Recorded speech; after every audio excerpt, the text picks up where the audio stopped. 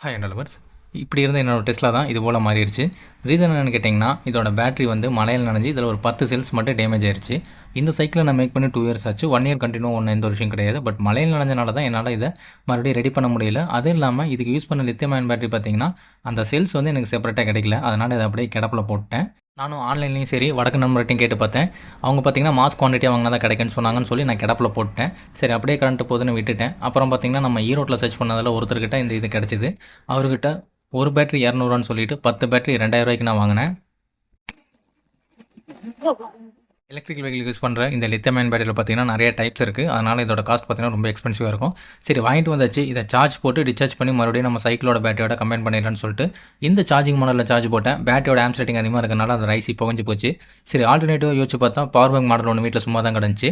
அதில் சார்ஜ் போடலான்னு அதை போட்டு பார்த்தேன். ஆல்ரெடி பார்த்தீங்கன்னா கரண்ட் இல்லாத சுச்சுவேஷனில் எப்படி நம்ம மொபைலுக்கு சார்ஜ் போடலான்னு நான் 2-3 வீடியோஸ் போட்டிருப்பேன். 3 வீடியோஸ் போட்டிருப்பேன். அதோட கண்டினியூவாக தான் இந்த வீடியோவும் ஒரு கண்டென்ட்டாக யூஸ் பண்ணிக்கலாம்னு யூஸ் பண்ணியிருக்கேன்.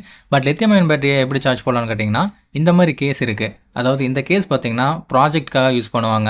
பேட்டரி சீரிஸ் கனெக்ஷனில் அதோட வோல்டேஜை எக்ஸ்டெண்ட் பண்ணி விட்டு நம்மளுக்கு வேணுங்கிற இன்புட்ஸை கொடுத்து அதை யூஸ் பண்ணுறதுக்காக இந்த கேஸ் யூஸ் பண்ணுவாங்க.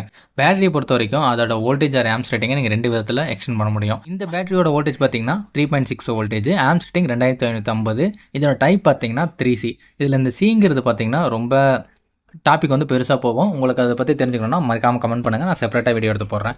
இந்த பேட்டரியை பார்த்தீங்கன்னா இது போல் நீங்கள் சீரிஸ் கனெக்ஷனில் போட்டிங்கன்னா இதோட ஆம்ப் ரேட்டிங் சேமாக தான் இருக்கும். பட் வோல்டேஜ் எக்ஸ்டெண்ட் ஆகிரும். 3.6ங்கிறது பார்த்தீங்கன்னா உங்களுக்கு 7.2 வோல்டேஜாக இருக்கும். அதாவது பேட்டரியோட voltage into number of batteries, அதுதான் உங்களுக்கு வோல்டேஜ் எக்ஸ்டெண்ட் பண்ண முடியும்.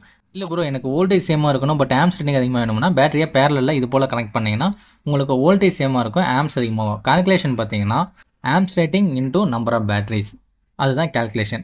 இப்போ இதை நான் உங்களுக்கு ப்ராக்டிக்கலாக செஞ்சு காட்டுறேன் பாருங்கள். இந்த கேஸ் வந்து சீரியஸ் கனெக்ஷன், அதாவது பேட்டரியோட இன்புட்டை டிஸ்சார்ஜ் பண்ணுறதுக்கு உண்டான கேஸ் இது. இதை வச்சு நீங்கள் ரீசார்ஜ் பண்ண முடியாது. ஏன்னா இந்த மாதிரி பேட்டரிஸை பிஎம்எஸ் இல்லாமல் நீங்கள் ரீசார்ஜ் பண்ணிங்கன்னா பேட்டரியோட செல்ஸ் வந்து டேமேஜ் ஆகிரும். இப்போ இந்த பேட்டரி வந்து 3C டைப், அதாவது வெஹிக்கிளுக்கெலாம் இந்த டைப் பேட்டரிஸ் தான் யூஸ் பண்ணுவாங்க. பிகினர் லெவலில் சைக்கிள்ஸ்க்கெலாம் வெஹிக்கிளுக்கு இதோட அட்வான்ஸ் பேட்டரிஸ் தான் யூஸ் பண்ணுவாங்க. இப்போ இந்த பேட்டரி ஷார்ட் பண்ணணும் பாருங்கள், உங்களுக்கு ஸ்மோக் வந்துச்சா.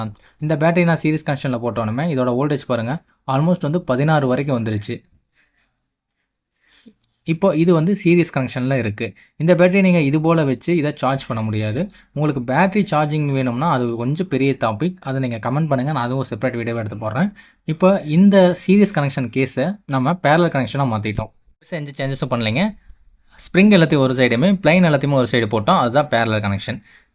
உங்களுக்கு நேக்கு தெரிஞ்சதுன்னா நீங்கள் அதை எல்லாத்தையுமே ஜாயின் பண்ணிவிட்டு நீங்கள் ஆல்ட்ரேஷன் பண்ணாமே போடலாம். பட் அதில் ஷார்ட் சர்க்யூட் இருக்கிறதுக்கு நிறையா வாய்ப்பு இருக்குது. இப்போ எல்லாமே பண்ணிவிட்டு நம்ம அதோட டாப் பாட்டம் ரெண்டுமே பார்த்தீங்கன்னா பேரலாக வெர்டிக்கலாக எல்லாத்தையுமே சால்ட்ரிங் பண்ணியாச்சு. இப்போ நான் இதே உங்களுக்கு வந்து செக் பண்ணி காட்டுறேன் பாருங்கள். இப்போ இது வந்து பேரலல் கனெக்ஷனில் இருக்குது. பட் இதோட ஆம்ப்ஸ் ரேட்டிங் பார்த்தீங்கன்னா 2.5 × 4, அதாவது 4 பேட்டரி போட்டிருக்கோம். அப்போ ஆல்மோஸ்ட் பார்த்தீங்கன்னா நமக்கு 11 AH வரைக்கும் போயிருக்கும். இப்போது இதோட வோல்டேஜ் பார்த்தீங்கன்னா நமக்கு 3.9 வருதுங்களா. இது சார்ஜபிள், அதாவது முக்கால் சார்ஜில் இருக்குது. இதை மேக்ஸிமம் சார்ஜ் பண்ணிங்கன்னா 4.2 வரைக்கும் போகும். நான் உங்களுக்கு அதையும் சார்ஜ் பண்ணி காட்டுறேன். நான் பிகினிங்லேயே சொன்ன மாதிரி தான் இந்த சார்ஜிங் மாடலை வச்சு இந்த டைப் பேட்டரிஸ் உங்களால் சார்ஜ் பண்ண முடியாது. ரீசன் என்னென்னு கேட்டிங்கன்னா இந்த பேட்டரியோட வாட்ஸ் வந்து ரொம்பவே அதிகம், அதாவது இண்டிவிஜுவல் பேட்டரியோட வாட்ஸே அதிகம். நீங்கள் பேரலாக 2 பேட்டரி இன்ஸ்டால் பண்ணிங்கன்னா ஒரு பேட்டரிக்கே இந்த ஐசி தாங்காது. 2 பேட்டரி போட்டிங்கன்னா டோட்டலாக புகஞ்சு போயிடும். ஆல்மோஸ்ட் நான் ஃபஸ்ட்டு ஸ்டார்ட் அப்பில் பார்த்தீங்கன்னா ஒரு சார்ஜிங் மாடலில் இந்த பேட்டரியை கனெக்ட் பண்ணிட்டு அதோட ஐசி டேமேஜ் ஆயிடுச்சு.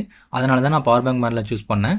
பவர் பேங்க் மாடலில் உங்களுக்கு இன்னொரு பெனிஃபிட் என்னென்னு கேட்டிங்கன்னா, இதில் நீங்கள் பவர் பேங்க் மாடலை பொறுத்த வரைக்கும் உங்களால் மல்டிபிள் பேட்டரிஸை பேரலாக சேம் டைம் சார்ஜ் பண்ண முடியும். இப்போ இந்த கேஸ் பார்த்தீங்கன்னா பேரலல் கனெக்ஷனில் இருக்கிறனால இதில் மேக்ஸிமம் மினிமம் ஒரு பேட்டரியிலேருந்து மேக்ஸிமம் 4 பேட்டரி வரைக்கும் உங்களால் சார்ஜ் பண்ண முடியும். பேட்டரியோட கவுண்ட் அதிகமாகும் போது உங்களுக்கு சார்ஜிங் டியூரேஷனும் அதிகமாகும். மேக்ஸிமம் எனக்கு ஒரு பேட்டரிக்கு 1 ஹவர் ஆகுதுன்னா 4 பேட்டரிக்கு பார்த்தீங்கன்னா ஒரு 4 to 5 மணி நேரம் வரைக்கும் ஆகும். அதுவும் இல்லாமல் நீங்கள் பவர் பேங்க் மாடலை ப்ரிஃபர் பண்ணுறதுக்கு இன்னொரு அட்வான்டேஜ் என்னென்னு கேட்டிங்கன்னா, நீங்கள் பவர் பேங்க் மாடலை வச்சு இந்த டைப் பேட்டரிஸை சார்ஜ் போட்டுக்க முடியும். சேம் டைம் பார்த்தீங்கன்னா அதை நீங்கள் பவர் பேங்காகவும் யூஸ் பண்ணிக்க முடியும். இப்போ பார்த்தீங்கன்னா இதில் நான் 4 பேட்டரி போட்டேன். இதில் 4 பேட்டரி, அதாவது மினிமம் ஒரு பேட்டரியிலேருந்து 4 பேட்டரி வரைக்கும் என்னால் சிங்கிளாகவும் சரி மல்டிப்ளை பேட்டரிஸும் சார்ஜ் பண்ணிக்க முடியும். சேம் டைம் பார்த்தீங்கன்னா அந்த பேட்டரி கவுண்டர்ஸை வச்சு என்னால் மொபைலையும் சார்ஜ் பண்ணிக்க முடியும். இந்த பவர் பேங்க் மாடல் பார்த்தீங்கன்னா ஒரு பேட்டரி போட்டாலும் எந்த அளவு மொபைல் சார்ஜ் ஆகுதோ சேம் அதே மாதிரி தான் 4 பேட்டரி போட்டாலும் சார்ஜ் ஆகும்.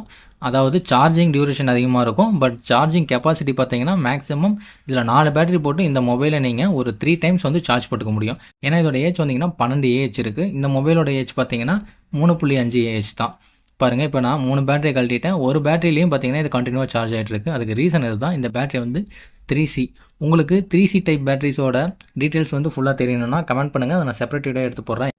ஏன்னா பேட்டரின்னு எடுத்துக்கிட்டோம்னா அதோட டாபிக் பார்த்தீங்கன்னா ரொம்ப லென்த்தாக போயிட்டே இருக்கும். இப்போ பார்த்தீங்கன்னா இதில் ஒரு பேட்டரி இருக்குது. இதை நான் வந்து உங்களுக்கு சார்ஜ் பண்ணி காட்டுறேன். சேம் நம்ம மொபைல் சார்ஜோட அடாப்டர் போட்டிங்கன்னாவே இது சார்ஜ் ஆக ஆரம்பிச்சிடும்.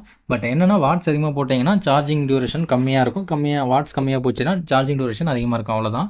இப்போ 1 by 1 நான் பேட்டரிஸ் ஆட் பண்ணுறேன் பாருங்கள். இப்போ எனக்கு மேக்ஸிமம் வந்து 5 hour ஆகும் இந்த பேட்டரி வந்து சார்ஜ் ஆக. ஏன்னா இந்த பவர் பேங்க் வாட் ஹவர் பார்த்தீங்கன்னா 2 வாட் ஹவர் தான்.